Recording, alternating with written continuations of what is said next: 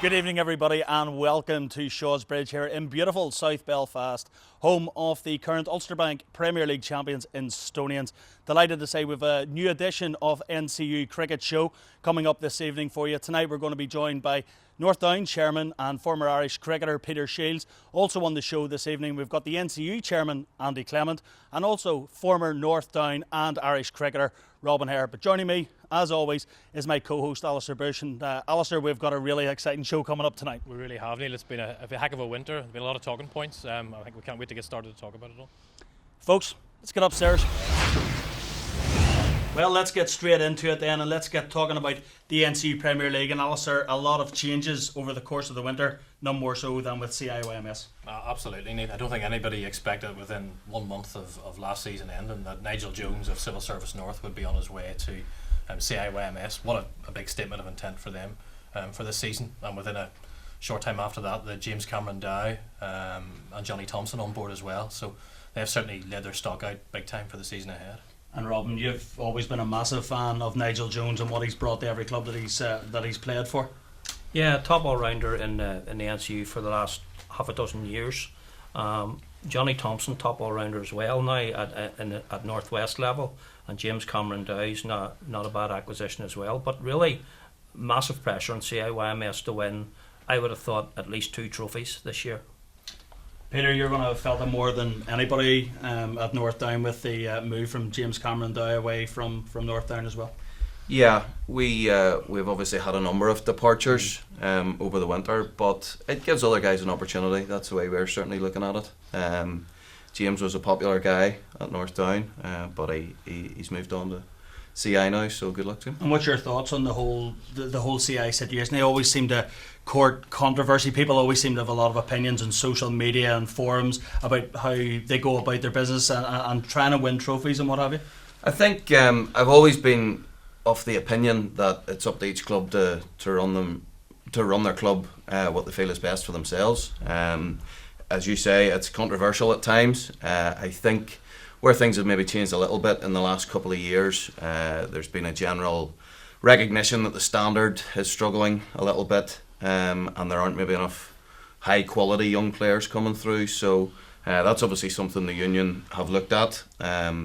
So as long as you're playing within the rules and the guidelines that are put down, that's okay for me. And Andy, from your own personal point of view, you know, as we've already touched on, CI tend to court controversy, but there's a lot of people that turn around and say, well, fair play to them. They put resource behind. They're now starting to add to their facilities as well. They're putting in new net facilities, new side screens, etc. So it's not just on the playing side of things, but it's also off the pitch that they're trying to develop their club as well. Absolutely, you've alluded they've spent a lot of money on their facilities this winter. You know, and just touching on Peter's point. I mean, they have a couple of good youngsters coming through, and young Matchett and young Johnson, who are apparently going to play in the Premier League this year. So yeah, there's a lot of senior guys in there, but I'm glad to see them also bringing those youngsters through. I think that's what they need to do to keep themselves going in the future.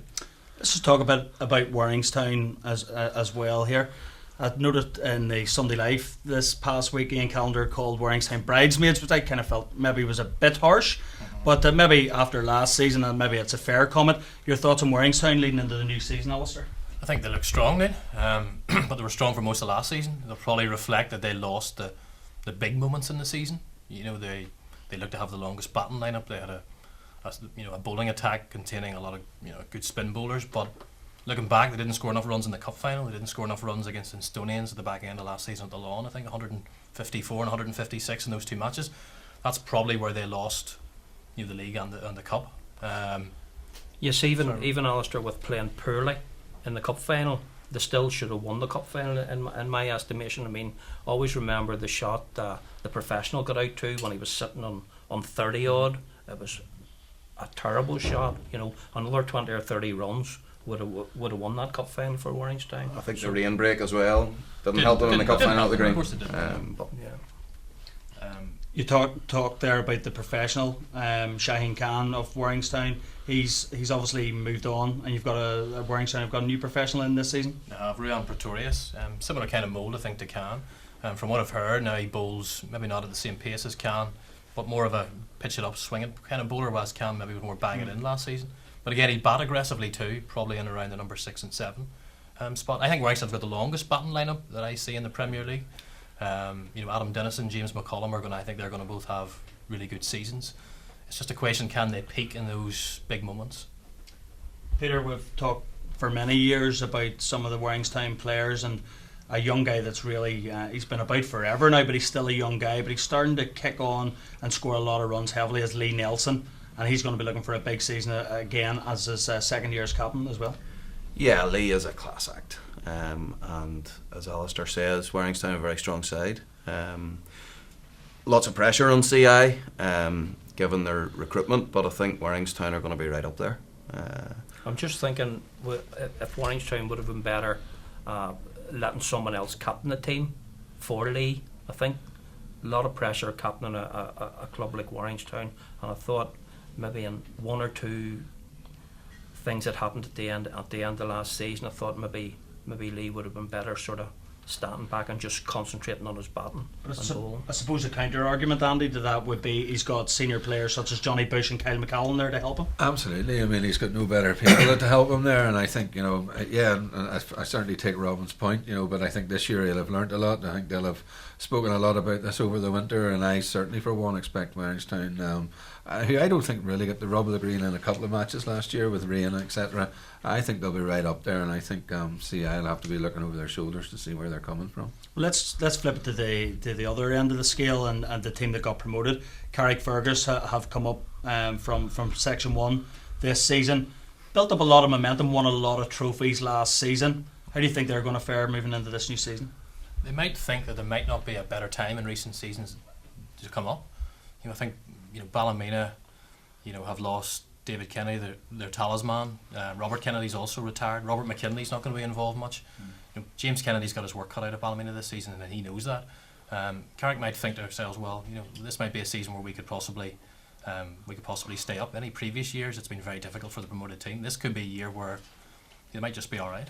We've talked about it many times, Peter, over the years. Sometimes Eden Park can be a bit of a leveller. Would that be fair? Would Ballymena, James Kennedy, the captain there, be trying to play on that again? I think home advantage, make it count, certainly applies at Eden Park.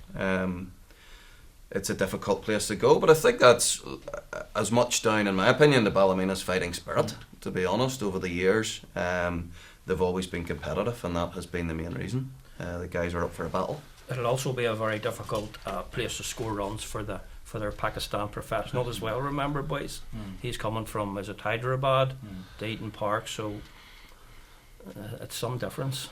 And Davy Kennedy there, Andy, we've talked about it, played with Davy for quite a few years. I mean, he has been a stalwart in the NCU. This guy has been a standout player. I know over the last couple of seasons he hasn't performed to the heights that maybe are expected of him, but he's still going to be a huge miss for Ballymena. Absolutely, you're probably 1 or 2 wins a year from David Kennedy, even in a bad season. And I don't think it's all totally one way. I think Ballymena will fight, as Peter said. I think they'll work. They'll probably get hooked out once or twice during the season. But I think they'll win 1 or 2, and I think Carrick and Lisburn perhaps as well might have to win 4, maybe more matches to make sure they're safe. Let's talk about Lisburn then. Big loss in Craig Irvine, who's gone back to play for Zimbabwe, appeared in the recent World Cup there. Yep. And Darryl Brown back as professional, but Craig Irvine, somebody who Lisburn have relied on a lot to score their runs, big miss. Leading run scorer in the NCU last season. We all know what the quality they're going to be missing. They've made a strategic decision there not to replace Craig, to kind of put their faith in their young players. It's a gamble. And Darryl Brown, I think they've got an underrated pro. I think he's he's a lot to offer with bat and ball. He's a fiery, he's a competitor. I think I'm right in saying he stepped up and played a little bit more franchise cricket. Yeah, Warriors, I think. Yeah, I mean he's a real fierce competitor. He'll drive them on. And I think we talked about Eaton Park as being a strength of Ballymena's. I think Wallace Park is also a strength for Lisburn. They are traditionally hard to beat there, and they'll have to win their home games if they want to stay out of trouble. Yeah, but sorry, I think at this stage, I'm sure it's fair to say that Ballymena were strong favourites, but they were relegated. Let's talk, or keep it on Lisburn there, and talk about their captain David Simpson, the guy who performs superbly year in year out for that club, Peter. Yeah, absolutely. Don't want to do him a disservice, but probably nearly a decade, maybe more. You're right. He's always thereabouts. And Lisburn are obviously looking for runs. Whenever you lose a player of the quality of Craig Irvine, and maybe it's time now for the likes of Robert Rankin, a guy who opens up the innings, who has a lot of ability, good striking ability, maybe to front up and start scoring a bit more heavily. Absolutely, Neil, and I think there's a number of guys, like Robert and within Lisburn, who have perhaps underperformed, including, there's a number of young fellas like Peter Ferguson coming back, who played in junior squads for many years. Those guys have to step up, and they have to try and replace between them the amount of runs that Craig scored last year.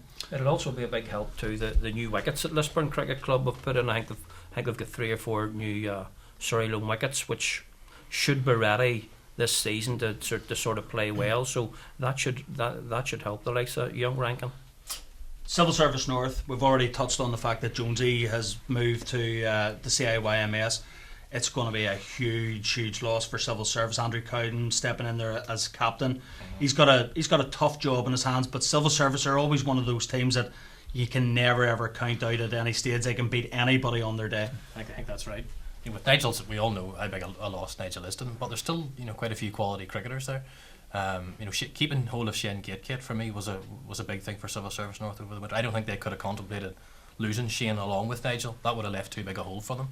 But you've got Alan Coulter there, excellent new ball bowler.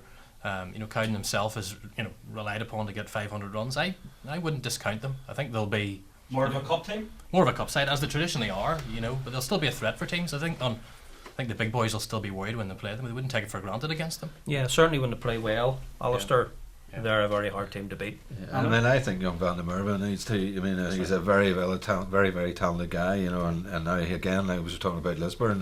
He needs to step up for CSNI and score the runs he's more than capable of. Regan West, player coach, dangerous guy as well with a bat at the top of the order for them. So yeah, and they are Civil Service are definitely going to rely on the likes of him, Jason Van der Merwe, and a new professional as well coming in there, an all round another Pakistani coming in there. So. Bit of a change there as well, moving away from Griffin Neuveld, who has been the pro for the previous few years as well. Yeah, lots of changes throughout the league as we're finding out. Lots of ins and outs. Let's talk a bit about your own club, North Down. A lot of changes have gone on there. You've lost the likes of Nick Larkin, James Cameron Dow, who we've already touched on, CJ Muir from last year. Johnny Terrett has gone back to Cliftonville. And big one, in my opinion, is the Ryan Haire moving on to Muckamore. A lot of big holes in there, but you're doing a hell of a lot of work behind the scenes to stimulate things at Northdown. Yeah, we've been at the very top for a number of years. All good things come to an end, and that's not me stating that we're not going to be challenging to win things over the next year or two, but a big turnover of players, but lots of changes around the club as well. Lots of positive things going on, but for the first team, as I said at the top, a couple of young guys coming in will be given opportunity. We have a couple of young guys in the team that have been there 2 or 3 years who we want to kick on, move on to the next level. We have a good professional lined up, arriving from Cape Town next week. So there's lots of positives. You can't paper over the fact that we've lost a lot of runs in particular. Ryan's obviously been player of the year most years for the last decade. You can't just expect that to move on and not be missed. But one door closes, another opens, so it's opportunity. Andy? Yeah, absolutely. In some ways, I think Peter, it's nearly a breath of fresh air, but one who maybe didn't want it all at the same time, and it forces the club to do something about it, and I think you sit back maybe in a year or two and say, well, yeah, we didn't want it to happen, but it wasn't a bad thing to happen, so. Yeah, you just don't want maybe so many, as you say, all at once. But it's a massive year for our club in sort of 3 ways, because with the senior guys who, let's say there's 4 or 5 in their 30s, really need to probably have good seasons, and then you have the two young guys who've been in the first 4, 5, 6 years in young Eakin and young Alistair Sheilds.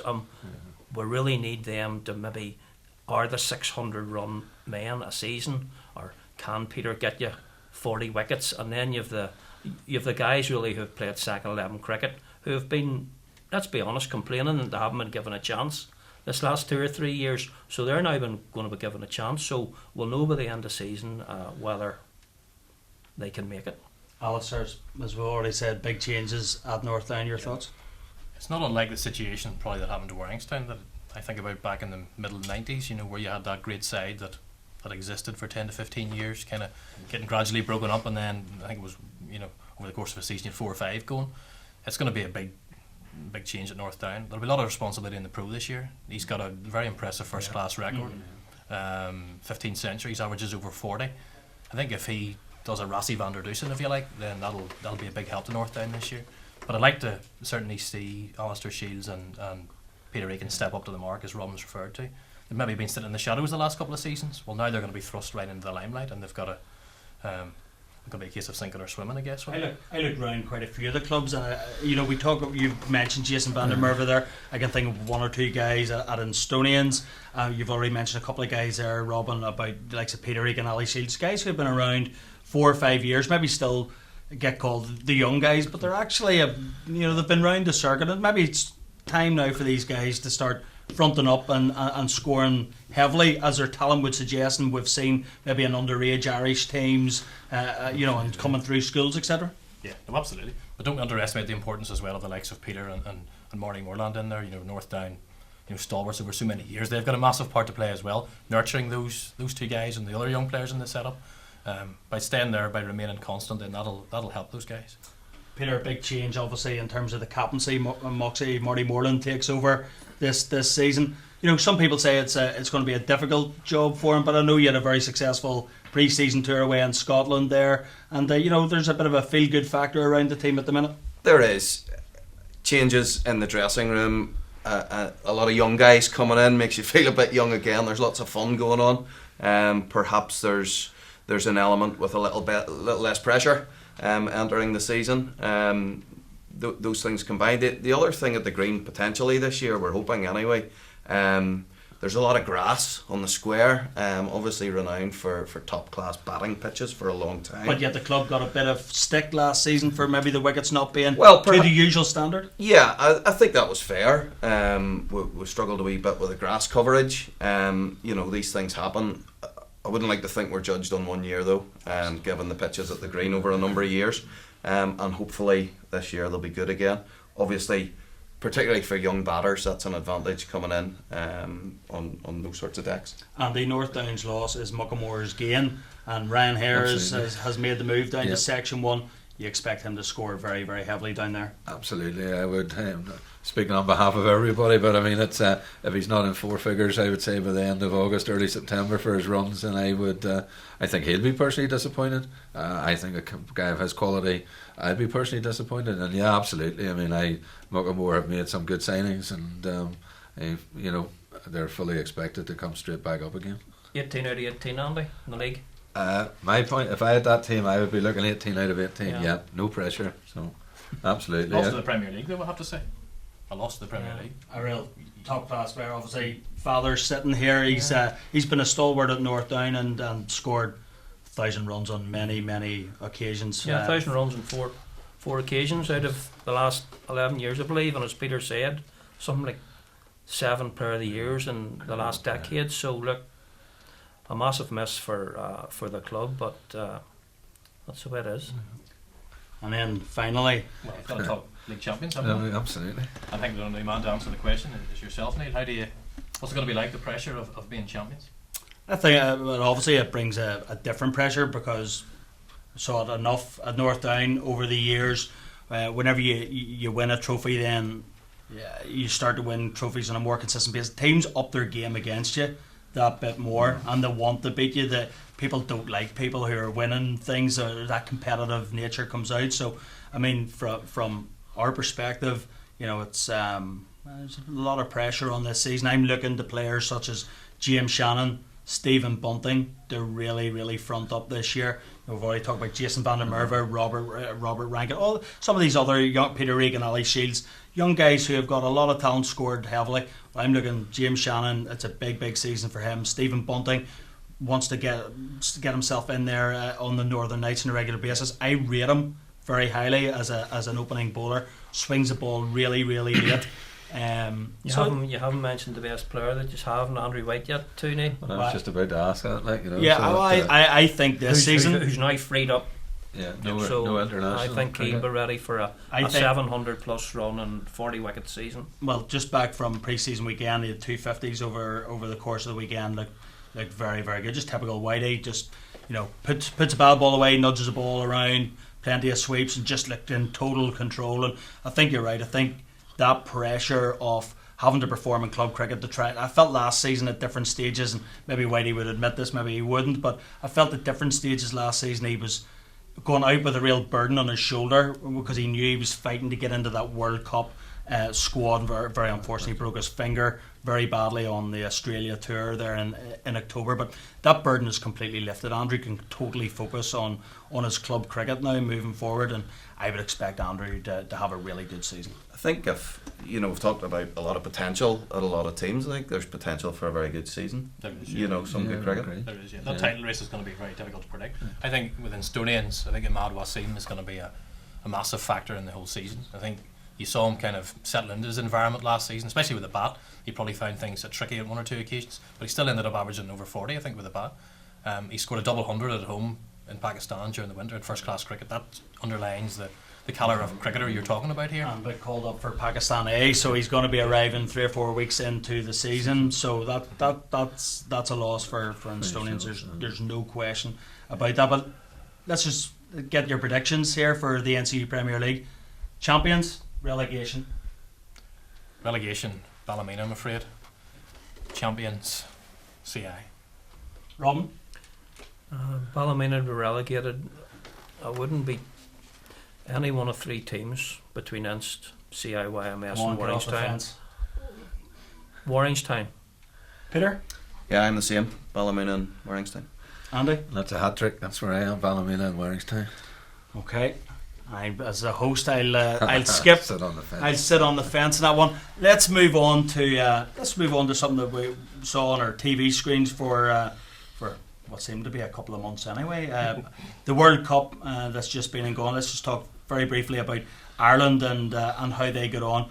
Picked up the victories, but just didn't manage to get to the quarter final, Alistair. But still a good showing and left with their heads very much held high. Absolutely, they were unlucky probably not to reach the next stage. I think a couple of freak results there. South Africa losing to Pakistan didn't help them any. But there's the guys left with their head high. Only question is now, of course, with Simo going, who replaces him, and that's maybe just a tricky thing going forward. They'll want that settled as soon as possible and get a quality replacement then. You'd be down quite a bit, wouldn't you, back and forward to Dublin, Andy? What's your thoughts on both how Ireland got on and maybe where they're maybe going to look now that Phil Simmons has moved back to the West Indies? Yeah, well, I mean, it's. I think we would argue, or Cricket Ireland would argue, it's probably their most successful World Cup. I mean, absolutely disappointed didn't make it to the quarterfinals, but beat 2 full members in West Indies and Zimbabwe, and that's got to be successful. We got our top 7 batsmen all scored 50s. I mean, there are obviously areas where any team can improve, and and obviously the bowling was, it is good, but it's at a top level. It needs to be even better than good. Absolutely a successful tournament. Coach wise, and I know that there's already interviews have been taking place. Quite a lot of people interested in the post. So we'll see where it goes. I don't think any decision, or I certainly haven't heard of any decisions yet, but it'll have to be someone who fits in with the Irish sort of cricketing ethos. I think that's one of the key things. Peter, the Irish cricket job now, Ireland really do have a platform and have a profile out there in world cricket now. You would expect quite a few more high profile names to be throwing their names into the hat. Yeah, totally. Although the last 2 coaches have both been extremely successful, and Eddie Burrell was far from a household name whenever he arrived, so I wouldn't necessarily say it's a prerequisite for the job. I mean, in terms of the World Cup and the success, it was great viewing on TV for us. What I really want to see more, I think the effect of it has been greater in Dublin than in the North, is to see a spin-off in the clubs and see more people playing the game as a result. That's really where we need to try and cash in on it. Do you think, Peter, that started? I mean, when I was still playing 7 or 8 years ago, I really lost interest in the Irish team, rightly or wrongly, because half the team was basically foreign players for a while who were Dublin based. Do you think that's one of the main reasons why a lot of people, certainly from the north of Ireland, aren't that really interested in the well, they're interested in Ireland, but it's not the be all. I know what you mean. Yeah, I know what you mean. And if there were 7 or 8 homegrown NCU players from throughout the clubs, you would have more interest. I mean, I can imagine. Hopefully, it wouldn't be that long. The next time somebody from North Down that we had put through our own system went on to play for Ireland, that would be great. That's the sort of thing. And we've talked about a number of guys already who potentially will be playing in the Northern Knights. We've potentially got, the inter-provincials have been good for Northwest. We have to look at that with Andy McBride and Shirley Thompson because of the inter-pros getting on an Irish setup. So there are opportunities. I certainly take Robin's point. I think the NCU have only got with Andrew being retired now, Paul Sterling, Gary Wilson, who aren't playing club cricket. Yeah. So it's an area where we have to build, and I think we've already started to do that. But I don't think as a unit we mightn't see results as quickly as we would want to see them. But I think over the next number of years we certainly would like to think there'll be more people representing Ireland again, and hopefully NCU cricketers supporting Ireland better. But there's maybe a reality that.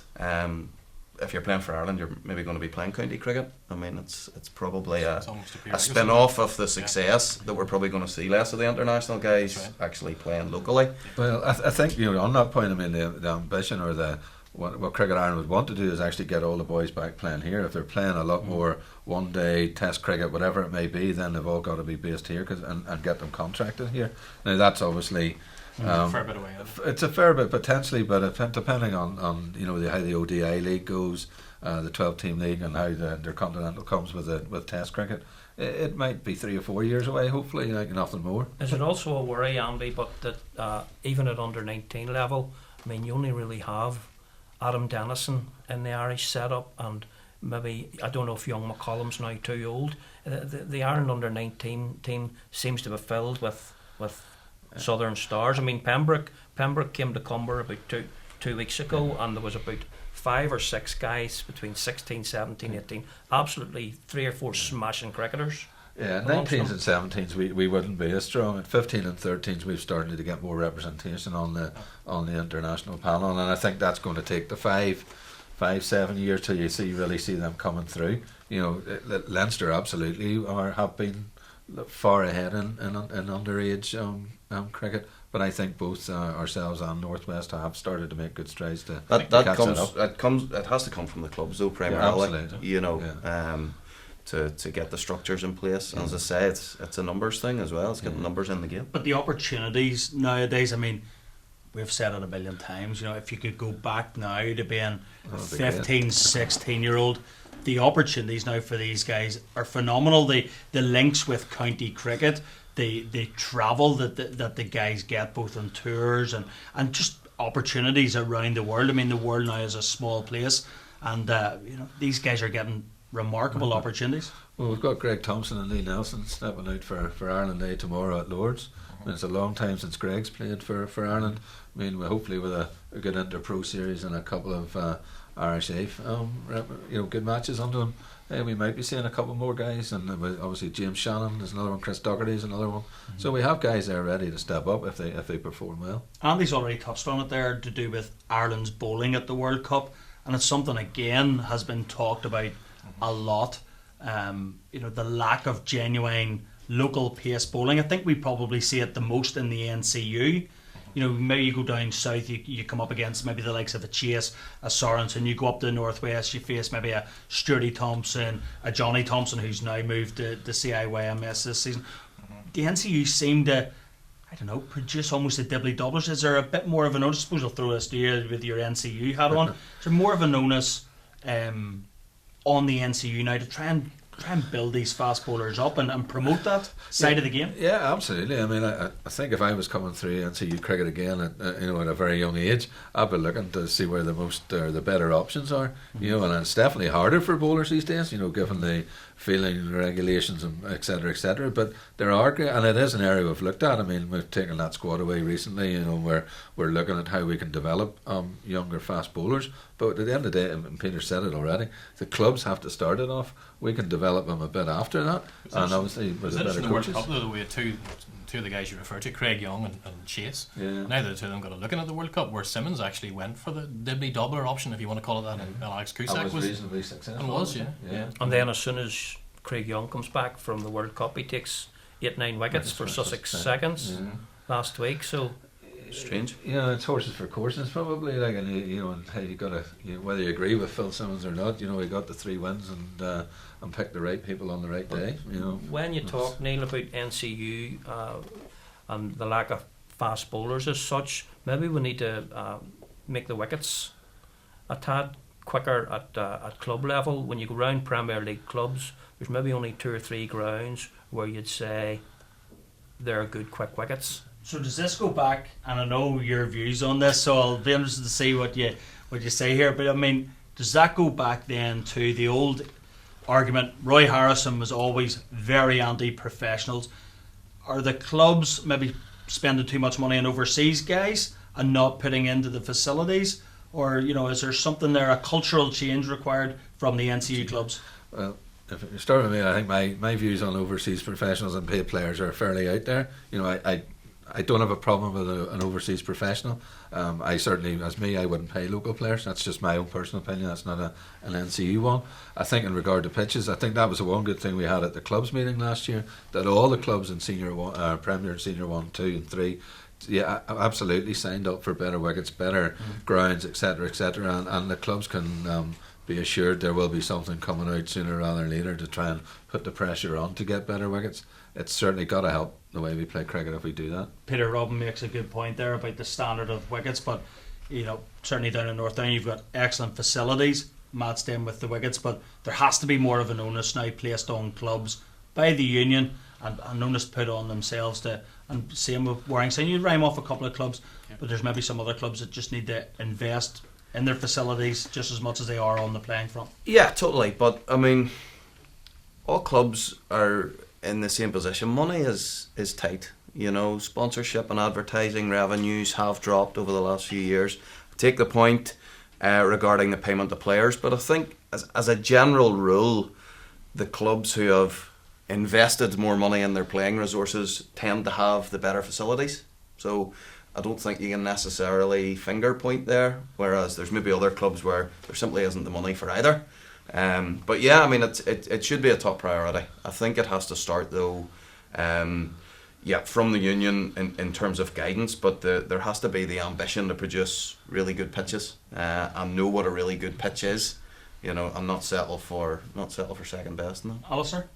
You talk about pitches, but young players as well. How much has the professional, if you like, brought to our game in terms of bringing on young players over the last 20 or 30 years? I would question how much effect a lot of them have had. Just purely hard guns, or do you look back to the John Solanke days? A player that sticks out in my mind for some reason was a Lisburn professional, Andrew Seister, who came in, was a decent cricketer, worked a lot behind the scenes. Here at Stonians, Nikolai Smith, absolutely immense with the youth and works incredibly hard. But it's finding that balance. It is. I mean, for me though, I suspect that for a lot of these guys who've come in over those last 2 or 3 decades, that coaching for them is a necessary evil. They have to have it to get into the country, but do they really want to be doing it? Of course there are exceptions, and those ones you refer to are well made, but if our sport's going to continue to thrive, for me we've got to I make think sure those young players are coming through. There's plenty opportunity throughout the Premier League for good quality young players. I don't think there's any club, possible exception of Waringstown because of their strength and depth, who, if they had a high quality Ireland under 17, under 19 player, would be getting an opportunity. I think the bottom line is that the quality just in that particular bracket isn't there. It's not there, no. Andy, you talk about we're talking there about youth and what have you, youth development. The NCU with Alan Wade, Andy Rose, and it seemed to be about 7 or 8 coaches all headed off to South Africa with a few teams, took away over 30 kids, I think it was. I mean, I read all the reports that Alan Wade put together there on the various different sites. Spoken to him as well, just said it was an absolutely superb experience for all the kids. Yeah, it's probably it's a start of what we were trying to do, or the combination of the start of what we're trying to do. I mean, we had 30 kids away at under 15, 17s, and it was a pretty successful tour. quite a few guys stood up, and already hopefully then their clubs will take that on board. I mean, I take a Sam Gordon from Muckamore, for example, who batted really well. I mean, he has to play in Muckamore first, in my opinion, if we want him to get better. And equally other clubs, whether it's first 11s or second 11s, they've got to play at a level where it's competitive, for these guys to stand up and be counted. That's where Waringstown and North Down, etc., have been good over the last lot of years, because they've given their young fellas great opportunities to play a high standard of cricket. I think other clubs have to look at that and say, yeah, this guy's a good young talent, we've got to play him and we've got to look after him. Peter, your thoughts on that recent South Africa tour? It's great to see the NCU. We've seen the Leinster Cricket Union over the years doing it, with the likes of Breen O'Rourke and numerous other guys, and they've gone away on tours. But the likes of Alan Waite and co, and the NCU in general have really backed it, and hopefully that's something that comes along, maybe every couple of years or whatever, but start to build on it. It sends a statement of intent out there, which I think is important. I know that the guys had looked at the Leinster model and the amount of competitive cricket their kids are playing from sort of under 11, under 12 age groups, and they're playing regularly together every year. By the time they're getting to under 17, under 19 interpros, they've played 30 or 40 matches together. NCU teams have played 2 or 3. That's jump in there, Peter.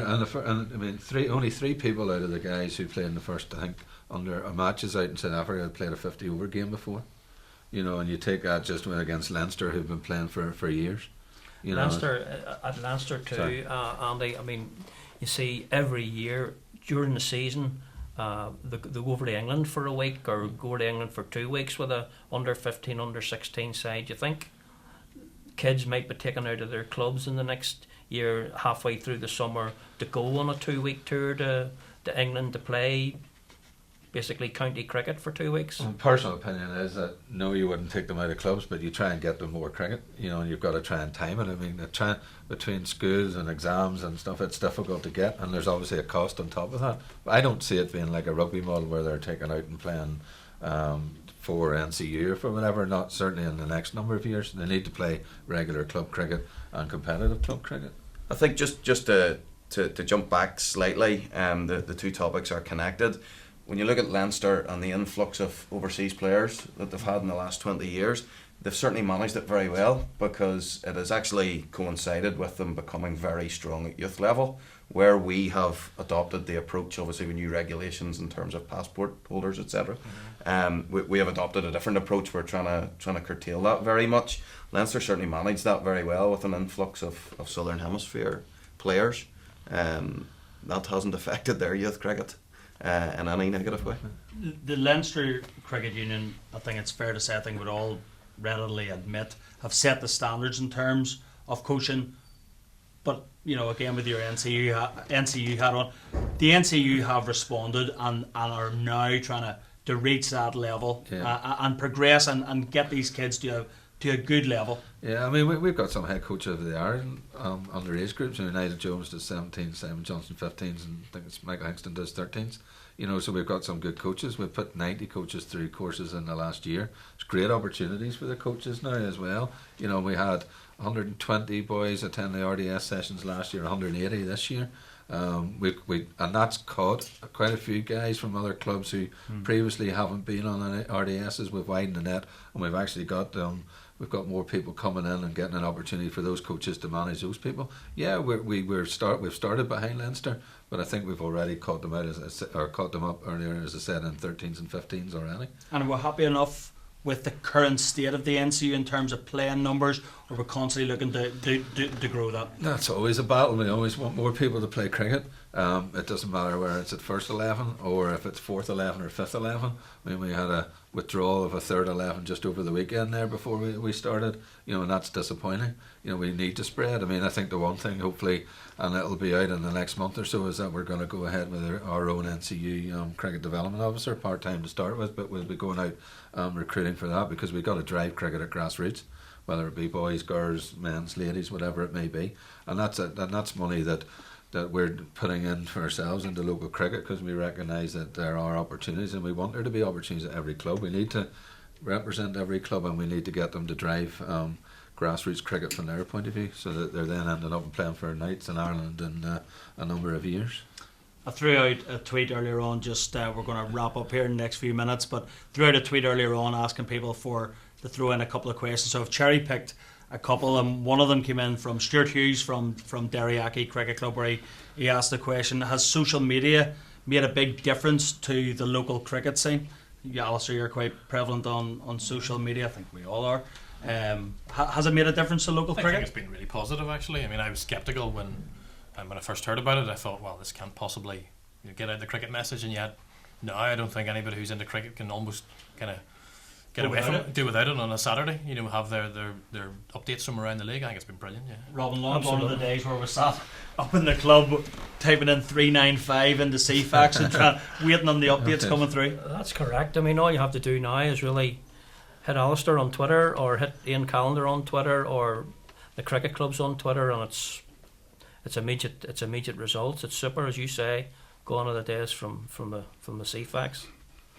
Yeah, it's a great marketing tool for the club. We were in Scotland over the weekend, and I was showing the guys the North Down Twitter feed is 950 followers. So it's great PR for your own club that you're putting scores out there. Yeah. Andy? I'm not a great starter, but just a couple. I mean, last year's Challenge Cup final, Ulster Bank Challenge Cup final, live coverage, 63,000 individual hits on that for the one day. At the recent Cricket Ireland board meeting, the guy Niall Horn out of One Direction tweeted something about "Come on Ireland," retweeted 26,000 times. The power of social media is fantastic, and I think again all clubs have started to embrace that, and I think it's fantastic, really do. Final question is probably more directed towards our newsletter journalist here. Came in. How hard is it to remain impartial as a reporter when you're covering Waringstown Cricket Club? And that came in from Johnny Terrett. I think Bushe finds it impossible. I'm only kidding.